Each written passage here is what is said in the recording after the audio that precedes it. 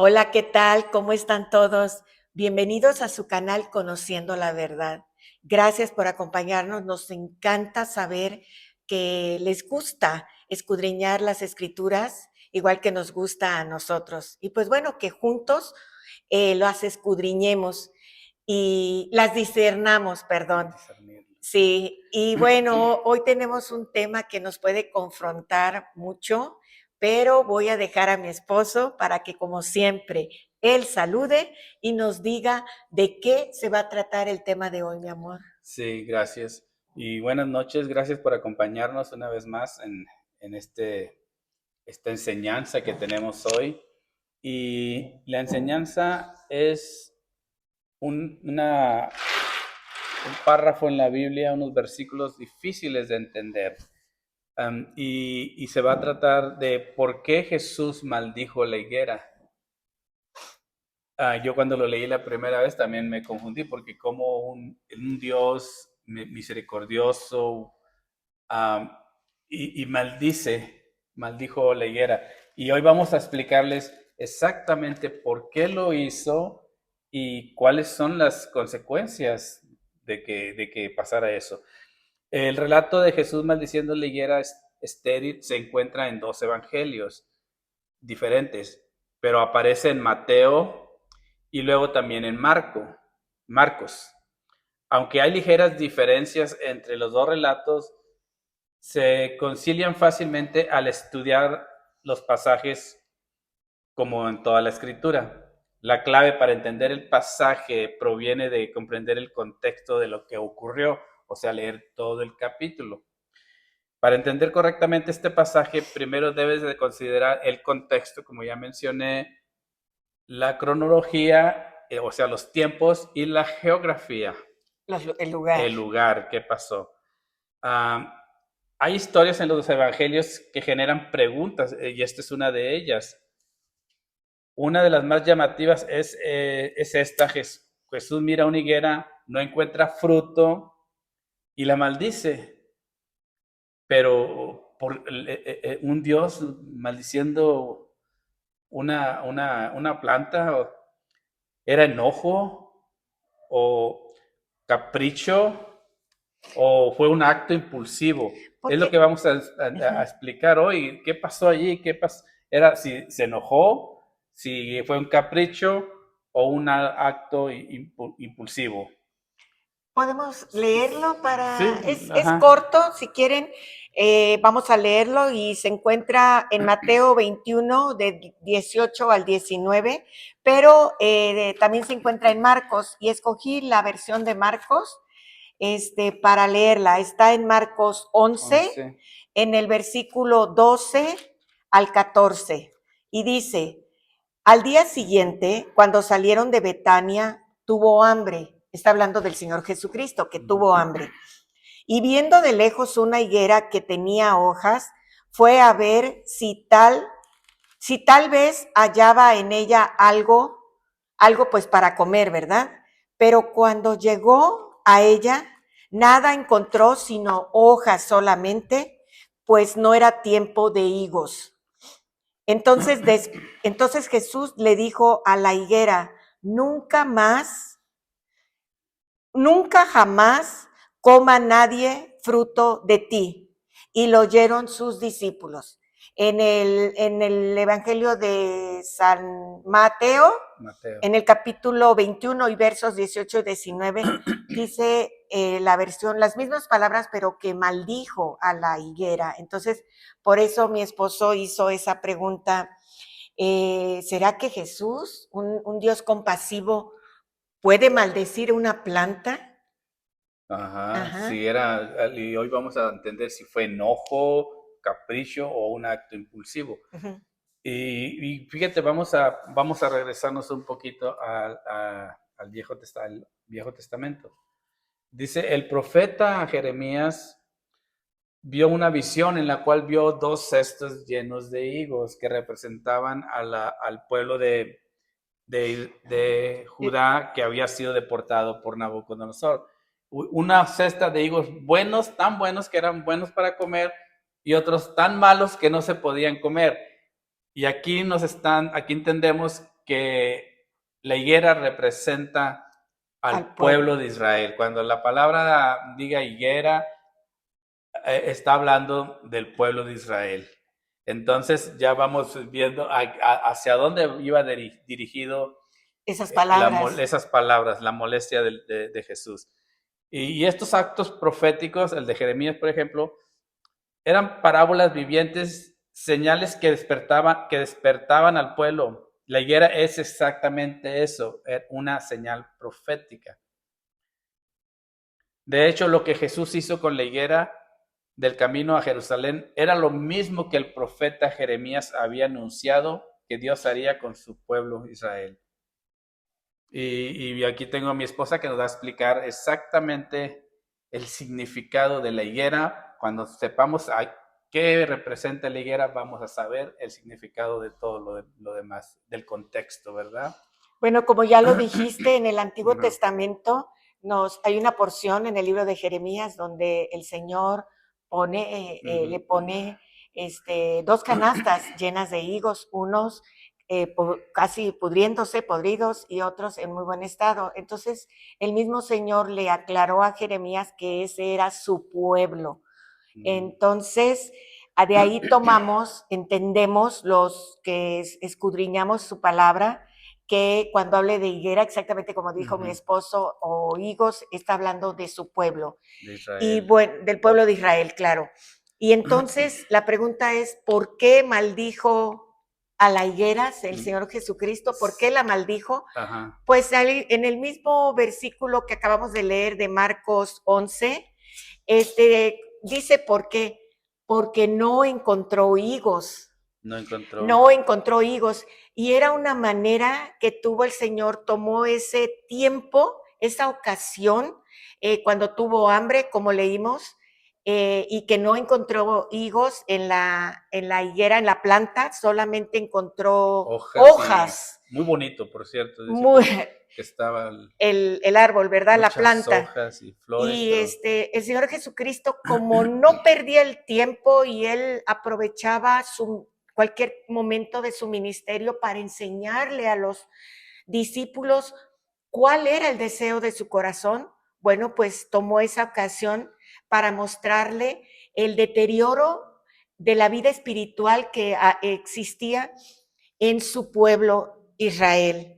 Entonces, eso es lo que representa esta pasaje bíblico de que Jesús les está diciendo que no le gustaba la hipocresía, estaba en contra de las apariencias, del que actúa solamente por apariencias, porque veía que el liderazgo espiritual, los sacerdotes, los fariseos, todos los que se encargaban de transmitir la palabra de Dios a su pueblo, tenían una apariencia como la higuera, con mucha planta, con muchas hojas, muy bonita, por cierto, que se antojaba ir a ver qué había. Ajá.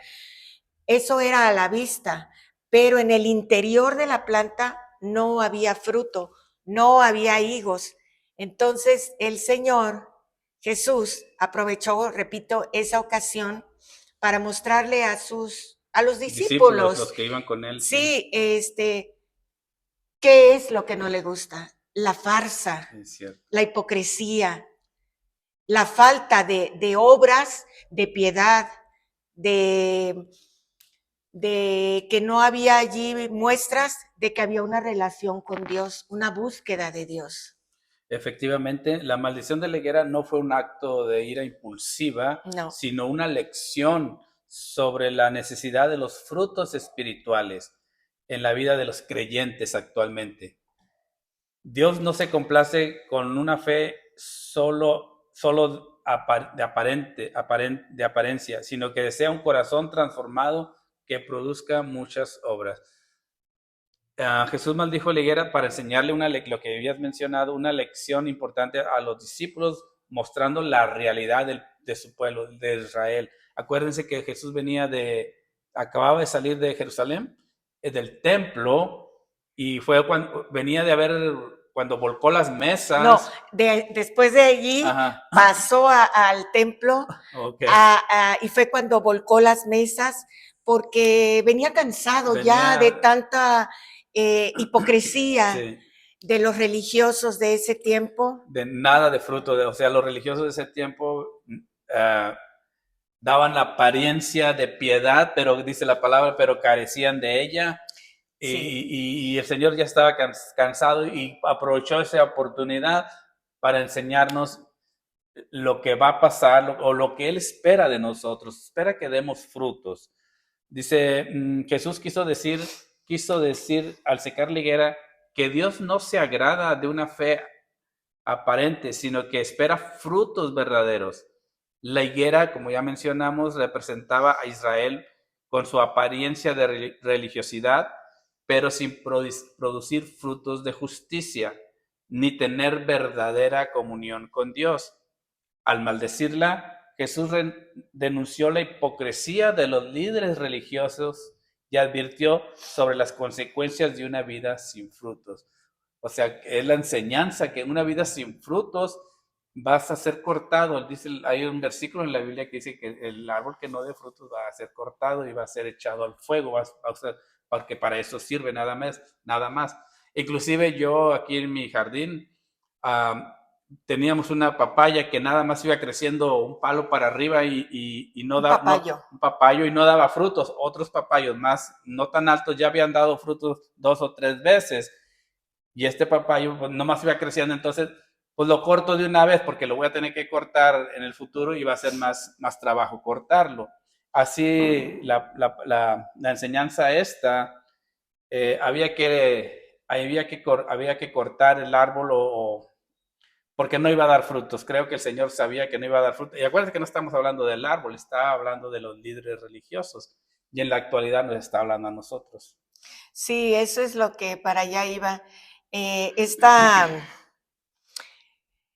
Estos versículos se dirige el Señor a la actitud que tenían los líderes religiosos que, como ya dijimos, tenían apariencia de piedad, pero no tenían obras genuinas. Entonces, ¿qué pasa? Que esto nos está hablando a nosotros, a los creyentes el día de hoy. No estamos exentos de la misma juicio que hace el Señor sobre nosotros o para nosotros, de que todo aquel creyente que esté llevando, bueno, que se dice que es creyente, ¿verdad? Pero no tiene obras, no tiene hechos que demuestren que tienen fe, entonces el Señor trae juicio para eso y bueno, no lo decimos nosotros, lo acaba de decir lo acabamos de leer en el caso de la higuera, lo maldijo. ¿Por qué? Porque nos está hablando el Señor del juicio que trae para todo aquel, ya repito, creyente, que no estemos dando esos hechos, esas obras genuinas, esas obras de arrepentimiento de las que habla la palabra que quiere que hagamos. Efectivamente, como ya mencionamos, la higuera simboliza una fe que emociona, pero que no transforma. La escena de la higuera no trata de un árbol solamente, trata del corazón humano, lo que hemos estado hablando. La pregunta verdadera es, ¿por qué lo maldijo? Um, Jesús maldijo la higuera porque su reino no se trata de aparentar, sino de obedecer, crecer, cambiar y dar fruto y reflejar al Padre. La higuera fue un espejo profético, una advertencia, una alarma espiritual, un llamado, una llamada al fruto, no a la apariencia. Nosotros como cristianos debemos de dar frutos a todo tiempo. Acuérdense que la higuera no era tiempo de fruto, pero el Señor esperaba que tuviera frutos. Bueno, esperaba que tuviera señales de que iba a dar frutos. Dicen, después de las hojas, creo que ya salen los brotecitos del higo y la higuera no tenía, no, era señal de que no tenía frutos, no iba a dar frutos. Así es.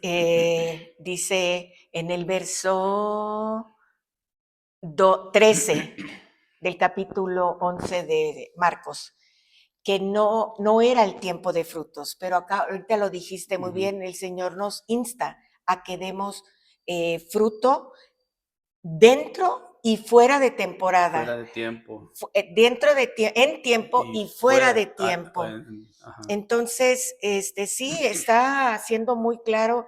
Dios nos habla en señales y en figuras. Y esto que sucedió, este hecho que presenciaron los discípulos, que dijo el Señor Jesucristo a la higuera, son señales y figuras para nosotros de que Él está hablando en serio, de que cada creyente ya debemos de estar, después de haber recibido al Señor en nuestro corazón, estar en el tiempo de la transformación. El Señor estarnos transformando en personas que demos los frutos del Espíritu, que son paz, ya lo sabemos en Gálatas 9 en Gálatas 6, paz, gozo, fe, paciencia, y pues que nos cuidemos de ser pura apariencia, como dice en Santiago 2:20, que dice que la fe sin obras es muerta. Así lo dice el versículo, la fe sin obras es muerta, y está diciéndonos, si tú crees, pero tus hechos no son de que tienes una relación estrecha y continua con el Padre o con el Hijo, ¿verdad? Con el Señor Jesucristo, esa fe no existe. Dice, es muerta. ¿Qué es muerto? Algo que ya no existe, que no tiene vida. Entonces, a mí se me hace muy bonito este pasaje bíblico porque nos recuerda y nos anima a seguir adelante. Ya recibimos al Señor y ahora nos estamos instruyendo en su palabra. Continuemos avanzando para que seamos transformados a personas que demos fruto, los frutos del Espíritu Santo. Espíritu. Dice, les voy a leer, ya sabemos que en ese tiempo le está hablando a la nación de Israel, su pueblo. Más adelante nosotros fuimos adquiridos como pueblo, fuimos incluidos, y nos da gusto cuando leímos eso, de que nos incluyeron a los gentiles, los que éramos gentiles, los que no éramos judíos. Pues ahora somos nosotros, ahora nosotros somos el pueblo de Dios, y esta palabra nos está hablando hoy en día, no solo a Israel, a todo el creyente le está hablando, y el Señor espera que demos frutos. Y dice un símbolo de la religión de Israel. Como ya hemos dicho, la higuera era un símbolo de Israel. Ahora se estaba refiriendo a él. Muchas hojas, pero sin frutos. La noche anterior Jesús había tenido ocasión de comprobar esto en su visita al templo, y justo en ese momento se disponía a ir nuevamente para hacer una de las acusaciones más grandes que podríamos imaginar. Y fue cuando dijo, mi casa será llamada casa de oración, pero para casa de oración para todas las naciones.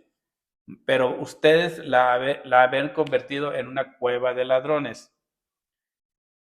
Todos aquellos rituales que hacían y que se pueden estar haciendo actualmente, todos aquellos rituales perfectamente organizados que llevaban a cabo o llevamos a cabo en el templo, solo servían para esconder la falta de verdadera vida espiritual. Aquí son de la higuera, todas esas hojas, dice que la higuera estaba muy bonita, muchas hojas, flores, pero ¿para qué? Para esconder que no había frutos.